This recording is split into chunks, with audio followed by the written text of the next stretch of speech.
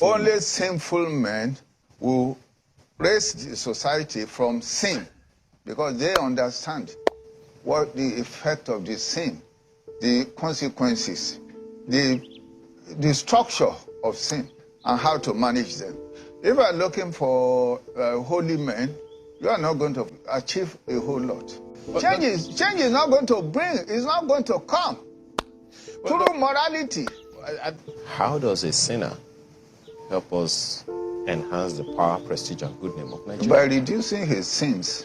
What type of president do we want to elect? I'm saying the president we should focus on, not a holy president, but a president, even if he's a sinner, that can transform this nation, maybe I would say to holiness. And there's nothing impossible about that. At this point, you can only but cry for this country. This is the kind of people that are in the corridors of power. The policy maker, the party delegates that vote in party aspirants to becoming party candidates that now ultimately become the political office holders in this country. Only sinful men can rescue a nation. He even said that sinful men can even turn the country to a holy country. To Fiakwa! See ideology. Jesus, now here we did. Now, is this God? This one Akayatapa. Hey! This one shocked me. Oh, this is the most God. This messed with my mental health. I swear, I saw this video. I had to go on YouTube to look for it, and then every single word I listened to, this has messed me up. He's quoting Machiavelli, quoting several persons just to buttress. Hey God, hey God. The kind of rubbish and opposition has been spread this day. And guess what? Guess the party belongs to APC. Tinubu. He said we should lead the morality of the candidate and consider how much. If somebody cannot be sincere with his lifestyle, somebody cannot be truthful with his name and identity, what can ever be true to? For a man that we cannot hold accountable to your own life, how can you be held accountable to public office? APC, do us this one, Sha. This is insulting our sensibility, insulting our mental health. God. And people are still clapping for this. When I saw this video on the popular bloggers post, go and look at Nigerians, some Nigerians there saying that yes, he's saying the truth. Just so, God. If you not see this video you're about to watch now, this is the time to cry. Weep for this country. We are going through a lot, oh. We are going through a lot. I'm telling you. The Arab Spring and all the other revolution that have happened in the world. Waiting the jump position, don't use how I see. We are not, God. Now God will keep this country together. Now God Almighty. This is too much. No, this is the height. This is the deal breaker for me. After this one, nothing else. If we don't get this election right now, now no, this is too much. This is the kind of people that we elect to public office. This one now is a doctor, a lawyer, a human rights activist, a politician. This one now is expecting to get political appointment when his party wins the election. And Nigerians are waiting. Only sinful men can rescue this country. Men will leave morality. Everyone that is working everywhere in this world, if you reach Nigeria, we will turn outside and watch the video and share this video. This video should be enough to tell people, thank God he has accepted with his mouth that the man has got questionable character, but he said, "We'll not look at that. We'll see how well he's able to turn this country out of poverty." The Lagos state that he has had keys to the treasuries and workability of the state, he never feel removed them from poverty. Lagos is one of when I watch video, when I share, I'm not fit talk again. This one don't tire me. I not go to Jesus, goodbye. But only sinful men will bring a society, will raise the society. Because the problem of the society are the sins, and they understand the value of those sins and the effect. Please say that again. Only sinful men will raise the society from sin, because they understand what the effect of the sin, the consequences, the structure of sin, and how to manage them. If you are looking for holy men, you are not going to achieve a whole lot. If you look at the history of the world, that's just the reality. So in our nation... But my apologies, sir. Yes. Is that to say that those integrity issues do not matter, particularly if one way or the other, they do not line up with the aspirations of Section 23 of the Constitution? Well, no, integrity issue matter, but it's to a certain extent. The Constitution speaks of against corruption, against this, and so on and so forth. Yes. Obviously, we'll deal with that. But to expect that personal holiness of candidate, a man that has gone through the structure of life in this nation, a nation, anywhere in the world, for example, you find that politicians are sinners. For example, you cannot run politics, you cannot run office without money. Money is the root of all evils, quote unquote. Or somebody says the absence of it is actually the very fundamental root of problems.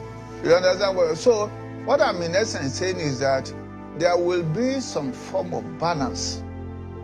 Yes, there will be a sinner, but not a murderer, if we understand what I mean. So we must understand that. Now, Dr. you know, you spoke about balance the other time, so let's see if it is possible. You are talking about issues that are important, germane to the Nigerian.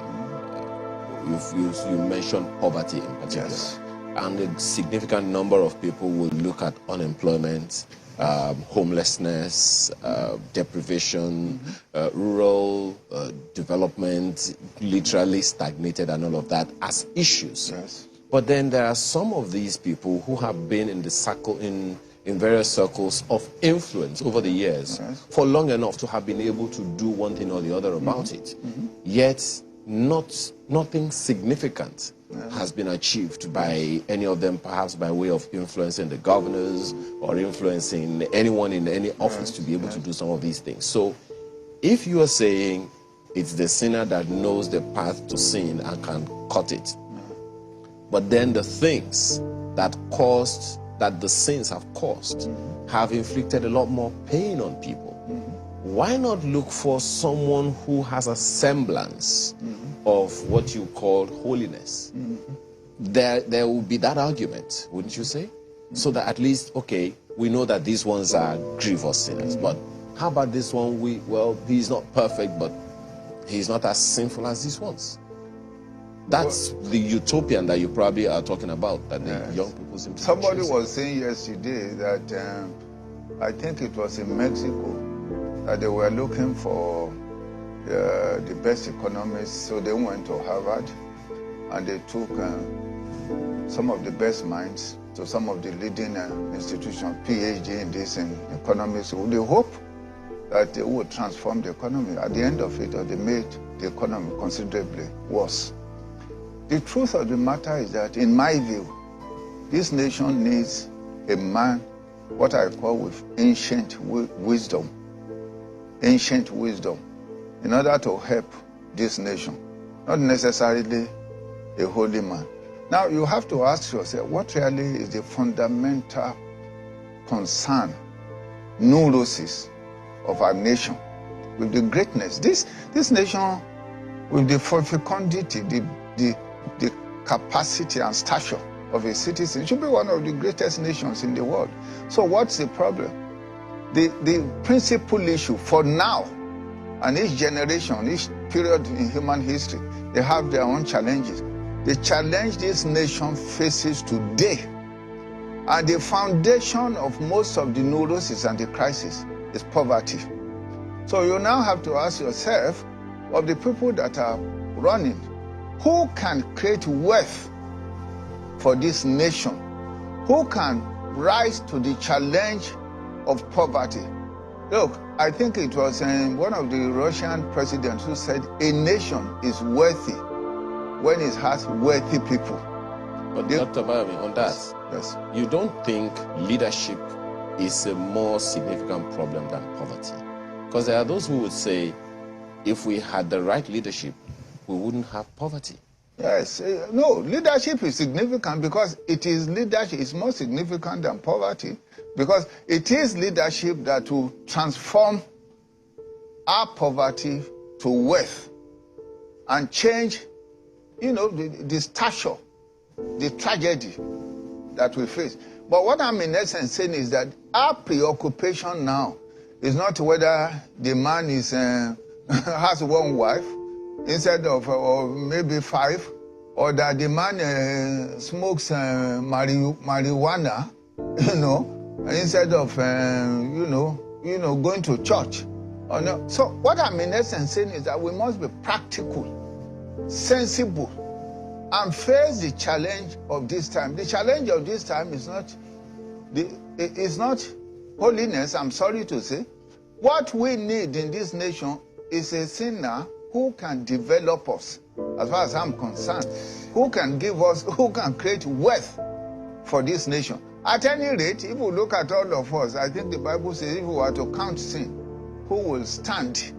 If I may just ask it. So sometimes we pay too much attention to what I call meta-legal factors instead of focusing on the larger issue that will essential. Certainly, your views will be quite interesting. I mean, let us know what you think, and I'm talking to our viewers. Let's know what you think about this, because it's a new kind of thinking. Perhaps that's what a lot of politicians even think about, but they've never really come out to say it. So it's interesting that you're breaking the ice here.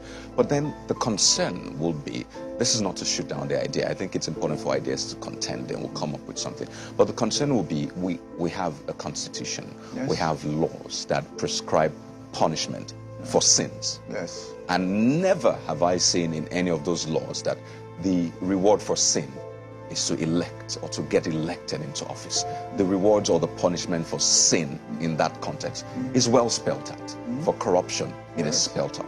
For this, it is spelled out. So if we now elect a sinner, as you said, and I think it's a very interesting conversation, but if we elect a sinner, the challenge then is that you're sending a message to the people that, man, it's okay to be a sinner. In fact, if you're a sinner, you get a reward, which is to become possible leader at certain levels. So aren't you concerned that with this kind of thinking, we're breeding a situation where sin is now permissible, in spite of the laws we have, which frown against sin? Well, first of all, let's understand something. Even within the law, sin is permissible. Interesting. For example, let me explain to you. How many people, first of all, the government will decide who to prosecute.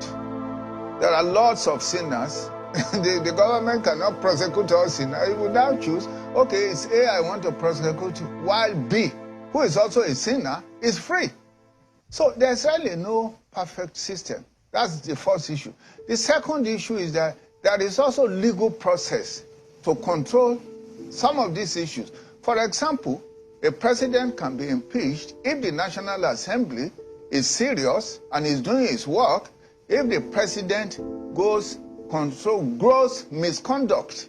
That's for the purposes of the Constitution. That's the greatest sin, gross misconduct, which is actually defined by the National Assembly. Then the president can be impeached. So all of that is already ingrained in the Constitution. So, but if we now are talking of election, and then we spend all our time looking for a holy man, where are we going to find the holy man? We're not going to find him. Are you by any ways or by any means dichotomizing sin from offense or breaking the law? Are you saying breaking a law is different from sinning? Yes, breaking the law is different from sin. When I'm talking of sin, I'm talking of personal morality, which is what we focus on so much in this election. Nobody, for example, is saying that, oh, you've broken this law in this something, and so on and so, you need to be, and so on and so. We focus too much on personal morality when we are talking of electability of individuals for office. In terms of breaking the law, obviously, you are disqualified by legal standard, not by the standard of morality of the people. So it's important for us to appreciate that. Right. So how do you then expect a person with warped morals, an immoral person, to build a nation without the person engaging in corruption? Because, I mean, these things add up. An immoral person, someone who permits this, permits that. As you've said, sin is not entirely, I mean, you even said the laws permit sin in some context. So how do you expect an immoral person to be a leader, someone that people look up to? In fact, they've said that when you even have someone who frowns against corruption, the system fights that person. So imagine someone who is immoral The system that wants to be corrupt says, oh, fantastic, it's an all-for-all affair. So don't you worry that an immoral person will then breed multiplication of immorality and topple the government or the nation? Well, first of all, the question of the standard of morality is that's the issue for the people. And that is, the people are already given the chance to determine that standard by their elections, by their votes. You know, by their vote, they decide that, look, we don't want this person, we want this person, and so on and so on. That's number one. If peradventure you then elect him, first of all, even the issue of that is essentially judgmental. Because in large measure, what you consider immoral may be, for example, considered moral. In this nation, for example, there are churches that say, if you have 2 wives, you can't come to the church. For them, that is their morality. On the other hand, there are other churches that said, no, you can marry as many wives and so on and so forth. That's the first thing. So sometimes this is judgmental. This is not to say that a leader must not have values that are essential values that are vital for leadership. Concern for the people, compassion. If you read Pedagogy of the Oppressed, by this famous Paulo Freire, who is considered the philosophy of change, this Brazilian philosopher. You know, he talks of he talks of activism, that we should be careful of activism that focuses on utopian tendencies. You know, because we are in the real world. You know. You know what I mean? Change is not going to it's not going to come through morality. It will come through practicality. How does a sinner help us enhance the power, prestige, and good name of Nigeria? By reducing his sins instead of enhancing his sins. So he's a certified sinner? Yes. Well, shouldn't he go answer to those sins rather than reduce it? Instead of adding more and increasing it, making it bigger, he curtails it by the choices. You know, because we are all sinners. If we are not sinners, there will be no need for that prescription to begin with. It presumes that the citizens are sinners. The principal issue that I want us to, that I think we should focus on is what really is the greatest, in quote unquote, sin that we face. The greatest sin, I'm using it not from the moral standpoint, now from the practical reality of our nation. The greatest sin that we face in this nation is to reduce poverty. We need somebody who can make money and use money for our development. But the principal issue should be the preoccupation with Nigeria. What should Nigeria be? Now, look, it was Machiavelli who said he wants to talk about how things are, not how they should be. But with our situation, we should be talking about how Nigeria should be, not how Nigeria is. We know how Nigeria is. We should be talking about how it should be. So, if we want to talk about how Nigeria should be, Nigeria will be what we want it to be or how it should be when we do something about poverty. That is the foundation of the tragedy of this nation. So we should be looking for a man who can raise the wealth of this nation and use that wealth to develop us. Can the electorate really close its eyes to the allegations that are flying right, middle, left, and center between the APC and the PDP? But these allegations have been on for years. These men have gone through legal process for years. Issues have arisen. Investigations have been conducted in many cases, and so on and so forth. And we are preoccupied ourselves with what I call dead issues. I call it meta-legal issues with regard to the electability of appropriate person for the Nigeria of our dream. This is the point I'm making. I'm saying that we are focusing too much on what I would call issues that are not essential for the present preoccupation we have, which is to elect a president. And what type of president do we want to elect? I'm saying the president we should focus on, not a holy president, but a president, even if he's a sinner, that can transform this nation, maybe I would say, to holiness. And there's nothing impossible about Dr. that. Abami, are you suggesting, or because people have the impression, it comes across to some people, that you're saying the candidate of the APC is unholy, but he can deliver Nigeria to what? Where we ought to be? Is unholy. The candidate of PDP is unholy. Is the candidate of Labour holy? If you look at all of them, it's like I was telling your colleagues. President Obasanjo once told me that when he wanted to appoint the group managing director of NNPC, he looked at the record of all possible candidates. They were all corrupt. But he still had to appoint one of them. So he called the one he was... What? Yes.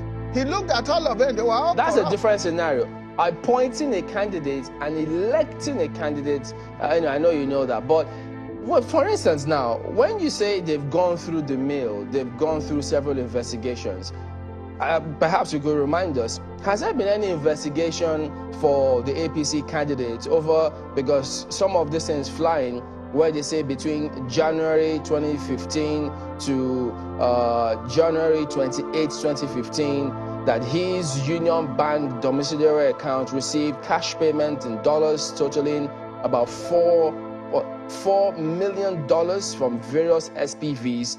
Has there been any investigation of this kind of matters? Just an if you held them at all? That's allegation. You understand what I mean? Before a man is... Yeah, but should this kind of thing be investigated? Anybody can investigate. Journalists can investigate it and so on and so on. But the point I'm making is that he is a candidate, and the presumption is that becoming a candidate is deserving and he's met legal conditions and constitutional prescriptions. So if you now go and spend all your time at this late hour talking about that, to my mind, is a bloody waste of time. What we should focus on now, if there are issues, when anybody gets into the office, the National Assembly is there to deal with the issue. So, but what I'm saying is that to preoccupy ourselves with all those metalegal factors now, it's on seriousness, with due respect. It appears as though you're saying that, let's just get this done. And then if they have issues, I mean, if indeed they were corrupt, and then we can sort that later. Yes. And I'm wondering, because you had started when we talked about, those brickbats, saying that, well, people can say anything. You don't try to prevent it. It would balance itself out. So it appears as though you're saying, yes, Nigerians acknowledge indeed that these people have, dodgy, issues around them, but still they should knowingly elect them. Don't you think that's fully doing what is wrong, even though you have the knowledge that it is wrong? What's the option? That's the issue. Every single Well, there are 18 options.